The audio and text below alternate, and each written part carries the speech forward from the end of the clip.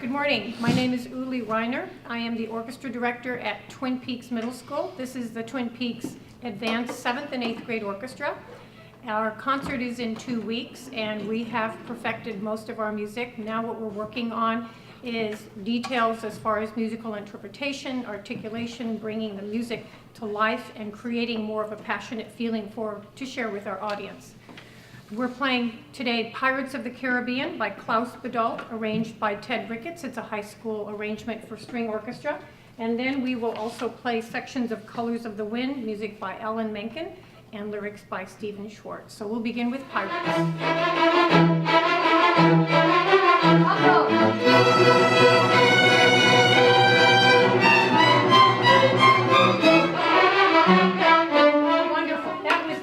You watched me, you got it great. One thing I want to do, okay, when you get to measure number 88, drop in dynamic. Why? Why do we have to drop? And there's a reason why they're asking you to play first violins up bow. So you can crescendo up to louder. Yeah, we have someplace to go. If we're loud now, where are we going to go? You're just going to grind and go, oh, you're going to get so exhausted that by the time we get to the theme again at number 93, you're going to already be there bars ahead of time. So do me a favor, when you start that, you've got that crescendo. It says a cello rondo and a crescendo. So I'm supposed to speed up a little bit. It kind of does anyway on its own naturally because of the adrenaline that kicks in. Start that measure soft. But let's go back. Let's go back to 77. Let's see if we can tie that in. Question. Start at kind of a mezzo piano? I would. A mezzo piano. Right. Right. Just soft. Get softer than where you were, because then we'll have this great build-up. Question? Sorry, 77, that's a double forte? Or? Yes. Well, no, it's forte. But, you know, because you're playing an open E, it probably sounds louder than forte. That's fine. It has to sound like a slice. Okay. It really does. Okay? You're conveying that beautifully with that open E string. Like I said, poor Beethoven would never appreciate that, but that's okay. He's not here anyway. So, okay. But we're pirates. All right, here we go. 77. All right, everyone? So that crescendo, start from nothing. 77. Here we go. Watch. 1, 2, 3.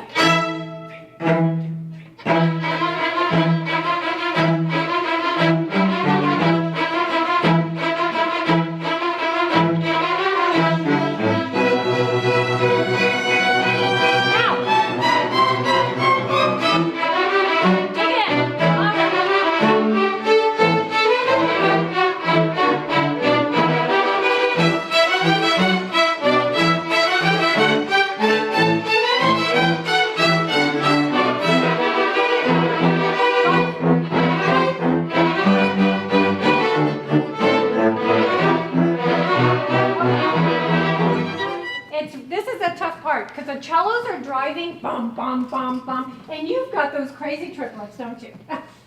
What you have to do is use less bow. If you use less bow and press into the string, you're going to get that forte, and you're going to find, whoa, it's going to work. And if you miss a note, who cares? Right? What did Beethoven say?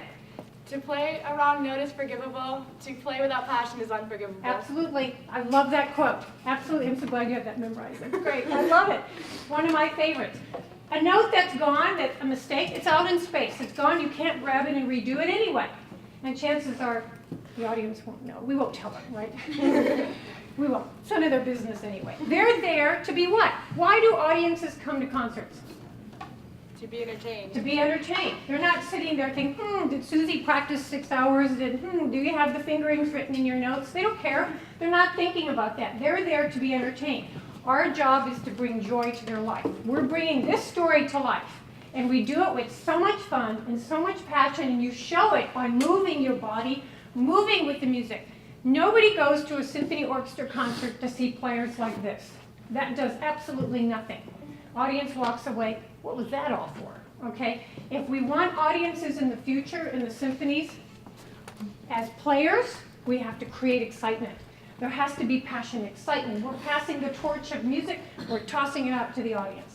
That's our job. And that's what you're doing so well. So don't worry if you make a mistake, and don't show it on your face. Remember, poker face, right?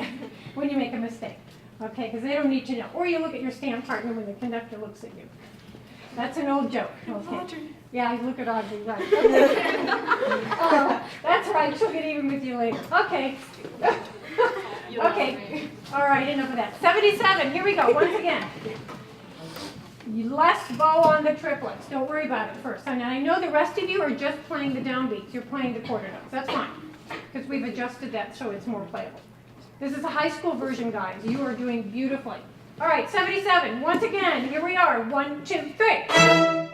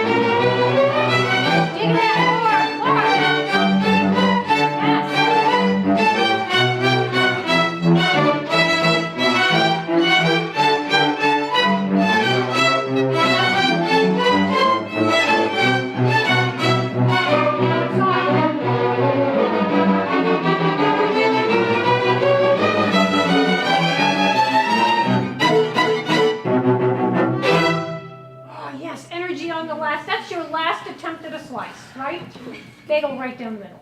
Okay, now let's start right. That was beautiful. I'm making you all hungry, right? Well, it's not even lunchtime. Oh well, I'm hungry too. 144. Can we start from a very soft piano and build to that last slice there? Okay, can you start softer? I think you can do more. Okay, let's start right there. 144. Here's our tempo, because it has increased a little bit, and that's totally fine, because that energy is okay to go forward. 1, 2, 3, 1, 2, and. 4, 4.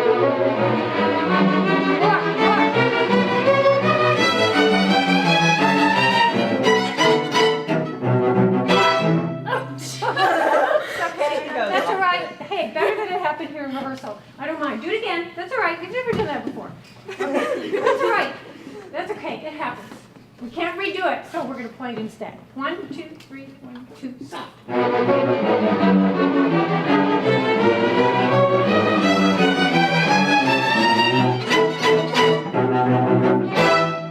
Perfect. Yeah. Okay. Relax. Okay, we can stop. That was good. Yes. Wonderful. See the difference? It's like night and day. They're interacting. Yeah, we're done. So the one word that comes to mind when I think about Ms. Reiner is passion. She is one of the most passionate music teachers I know.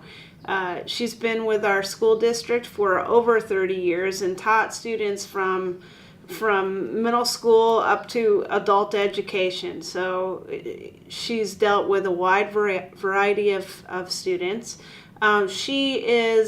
Not only is she passionate about her music and getting students to love being a part of the orchestra and to learn about different composers, but she also finds a way to marry another passion of hers into her work, and that is wildlife conservation.